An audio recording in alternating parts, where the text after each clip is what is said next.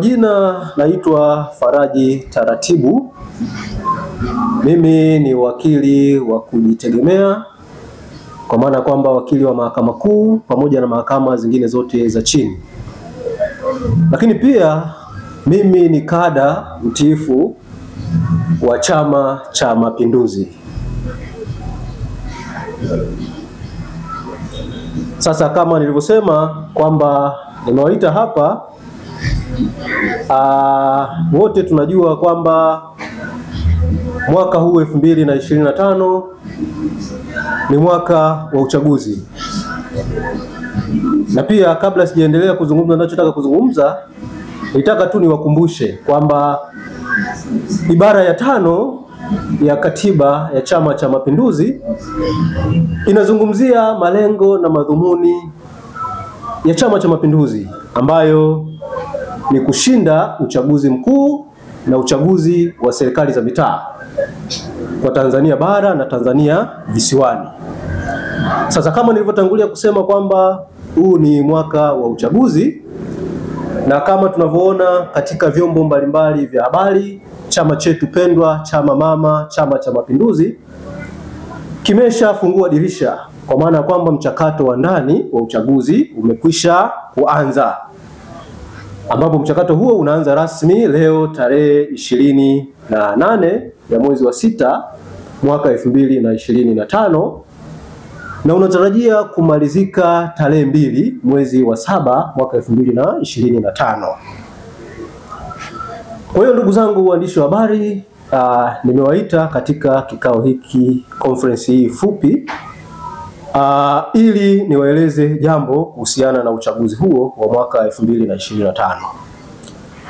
Kimsingi nikiwa kama kada mtiifu wa Chama cha Mapinduzi, mimi pia ninaomba kudeclare interest, kwa maana ya kwamba kuwajulisha kwamba nilikuwa na nia ya kugombea katika uchaguzi huu. Na hivi ninavyozungumza ni kwamba nimekwisha chukua fomu tayari kwa ajili ya kuanza kinyang'anyiro hicho. Kwa leo ni siku rasmi ya kuwajulisha kwamba nimechukua fomu, ninagombea,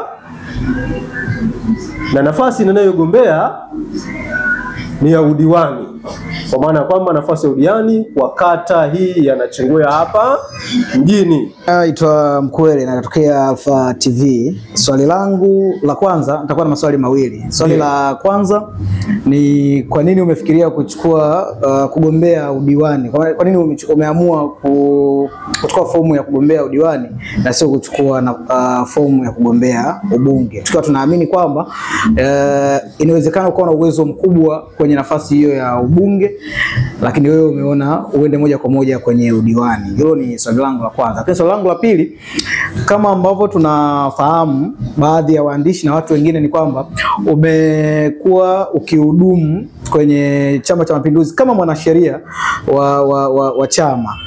Nafikiri kwa muda kidogo umehudumu kwenye hiyo nafasi.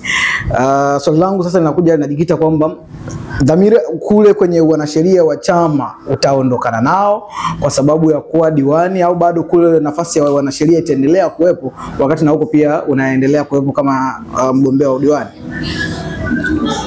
Asante sana kwa swali zuri. Labda nianze na hili swali la pili. Umezungumzia kuhusiana na uwanasheria. Swala la uwanasheria wa Chama cha Mapinduzi sijauanza leo, kwa maana kwamba ni muda mrefu nimekuwa nikishiriki katika kusaidia shughuli mbalimbali za kisheria za Chama cha Mapinduzi. Kama utakumbuka, nilishawahi kuwa mshauri wa viongozi mbalimbali kuhusiana na utendaji mambo mbalimbali Chama cha Mapinduzi. Kwa hiyo hata nilipopata nafasi hii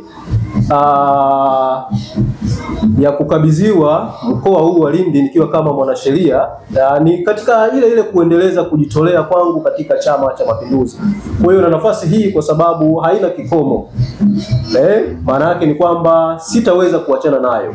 Bado nitaendelea kuhudumu kama mwanasheria wa Chama cha Mapinduzi, nikijitolea kufanya shughuli hizi katika mkoa wote wa Lindi kama kawaida.